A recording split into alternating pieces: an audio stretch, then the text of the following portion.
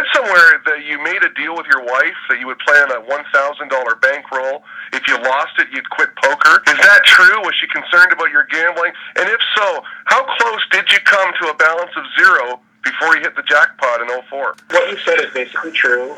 I had only been playing small games at that point, like 3-6 limit, basically, and I had been winning money. My wife was still concerned because she, at that point, still didn't understand that poker was a game that you could be, you could be a long-term winner. So she thought I was just basically running this. And I mean, not because she knew anything. She wasn't really there when I played. And I guess the gambling stigma comes up. Exactly. From her point of view, it's like this is no different than like slot machines or roulette or whatever. And that I'd been running good, but I was bound to start losing. And she was worried that, especially now that I'd had this lucky winning streak in her mind, that I would then just turn into a total degenerate gambler and lose everything.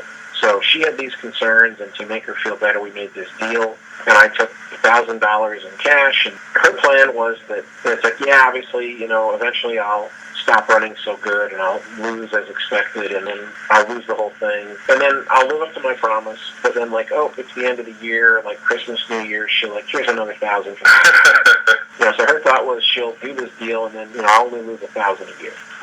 Never came close to losing it. Went on a great rush immediately, several winning sessions in a row, playing like 3-6 limit hold'em as soon as we made the deal. So basically, over the next year or two, I moved up to some bigger games. I, became more of a regular player in like the 10-20 limit hold'em game in San Diego County. Would occasionally play in this 2-5 pot limit hold'em game that was a regular game in Oceanside, which at the time, we're talking like, 97. There were no limit or pot limit games in any public card room or casino in the country, really, at that point in time. So that was kind of an unusual game. But I would happen to live there, and I would take a shot at it occasionally. Maybe drive up to L.A. for some of the tournaments when there was like a big tournament series, the Commerce or the Bike or something. Got a new job working for Pfizer in Southeast Connecticut. Moved there late 1998. Happened to be now very close to Foxwoods. Was playing like 20-40 limit hold'em and the Tuesday night no limit tournament. And basically in that period of time from like 98 to 2004, before I won the main event, I was able to grow my bankroll significantly to the point where I was now a regular player in like the 75-150 mixed game at Foxwoods.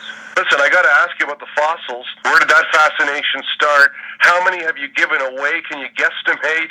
And what is the deal? You sign them and then give them away? Is it like a Barry Greenstein thing with his book? Yeah, you can compare it to that. I mean, I'm signing them and giving them away when you knock me out of a tournament. So it's not like you just run into me at the grocery store and say, hey, Greg, where's my fossil? I won't have any on me. The first fossil was just my wife took me to this rock and mineral show when we lived in San Diego because she wanted to look at some gemstones. And while we were at this show, it's like, oh, look at this. Here's a nice little fossil. This would be a great card protector. And it's like, wow, it's that cheap? Really? What, So here's this cool little piece of stone with a fossil in it. It's basically a polished piece of marble where you can see the pattern of the fossil, which was essentially a seashell from over 300 million years ago. And the players at the poker room all thought it was pretty interesting. And, I tell them how old it was, and they'd be like, wow, it must be worth a fortune. So I was like, ooh, business opportunity. These are pretty cheap, and yet people think they might be really valuable. So I went back to the show, bought more of them, and then started selling them at the table.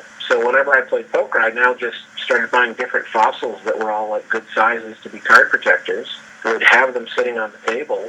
People would naturally, at some point, they'd be interested in their board and whatever. There's something to talk about. Right. I'd tell them here's this. This is 10 million years old. This is 300 million. And I said, oh, by the way, I sell these. So if you're interested, this one's 15 and that one's 50. And this was all before I won the world championship. It was part of that deal with my wife. Oh, okay. Here I have this $1,000 bankroll, and it's like, wait, I could go buy some fossils with some of that money. Oh, I got you. So you were doing this a long time ago. Yeah, way before I won the main event. So that's why I picked up the nickname Fossilman, because people would maybe not remember my name, Greg, but they'd be like, oh, yeah, you're that guy that sells fossils. You're that fossil dude. And I'd be like, well, how about Fossil Man? If you're going to call me... How about call me Fossil Man? That sounds better. Poker history would be forever rewritten. Fossil dude. Doesn't sound right, does it? No, it doesn't have the right ambiance for sure. So, and then nowadays, I don't sell them at the table like that, but, if you knock me out of the tournament, basically every tournament now, it's a brand new fossil, so to speak. They're not new, they're millions of years old, but it's a new fossil that I've never used before. If I win the tournament, then I sign it to myself and put it on the trophy case. And if I don't win the tournament, then I sign it over to the person who knocked me out. And then I also sell fossils on my website. I mean, the signature is a little different. It doesn't, like say congratulations for knocking me out. And I also give them to the students when I teach my seminars.